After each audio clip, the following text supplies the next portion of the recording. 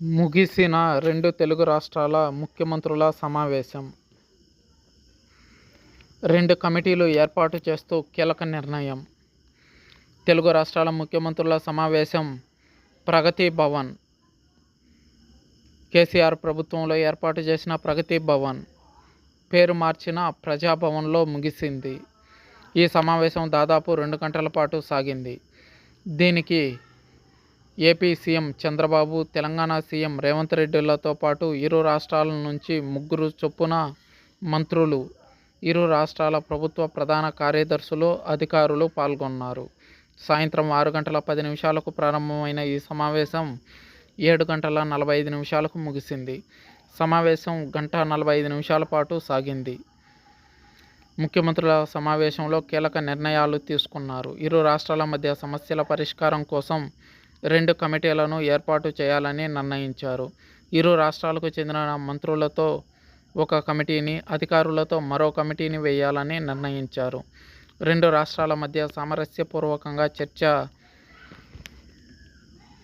చర్చల ద్వారా సమస్యలు పరిష్కరించాలని ఇరు ముఖ్యమంత్రులు ఒక తీర్మానానికి వచ్చారు.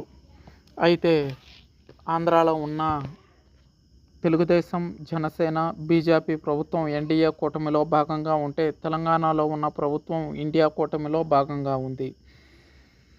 పైగా తెలంగాణలో ముఖ్యమంత్రిగా పనిచేస్తున్న రేవంత్ రెడ్డి తెలంగాణ వ్యతిరేకిగా గతంలో పేరుపడ్డ విషయం అందరికీ తెలిసిందే.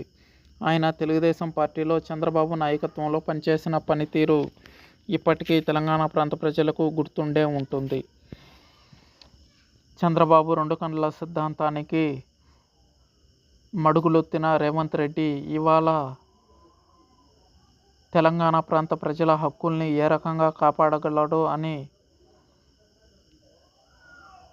తెలంగాణ ప్రజల పార్టీగా చెప్పుకునే టీఆర్ఎస్ అలియాస్ బీఆర్ఎస్ పార్టీ నాయకులు రేవంత్ రెడ్డిపై విమర్శలు చేస్తున్నారు.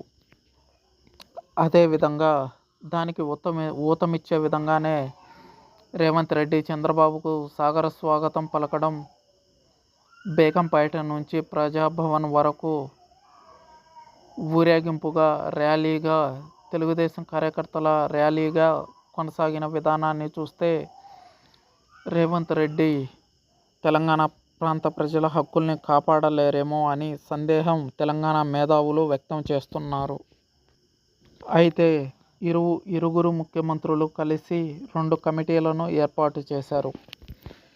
2 రాష్ట్రాల ప్రధాన కార్యదర్శుల, అధికారులతో కూడిన కమిటీ ఒకటి, మంత్రులతో కలిసిన కమిటీ ఒకటి. అయితే నిన్న ఢిల్లీలో జరిగిన సమావేశంలోనూ తెలుగుదేశం అధినేత, ఏపీ ముఖ్యమంత్రి చంద్రబాబు 2 రాష్ట్రాల అభివృద్ధిని ఆకాంక్షిస్తున్నాం, 2 రాష్ట్రాలు అభివృద్ధిలో ముందుకు సాగాలని ప్రధాని మోదీతో జరిగిన భేటీలో ఆయన స్పష్టం చేశారు. అదే విషయాన్ని రాజ్నాథ్ సింగ్తో కలిసిన ప్రెస్ మీట్లోనూ ప్రకటించారు చంద్రబాబు. అయితే దీనిని బీఆర్ఎస్ పార్టీ నాయకులు కానీ, ఇటు వైఎస్ఆర్సీపీ నాయకులు కానీ ఏమాత్రం స్వాగతించలేకపోతున్నారు.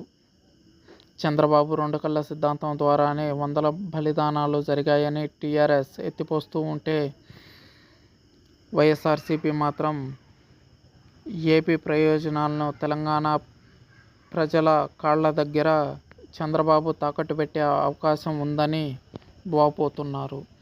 చూడాలి ఇంతకీ విభజన సమస్యల పరిష్కారానికి ఇప్పటికైనా మార్గం దొరుకుతుందా లేదా అన్నది.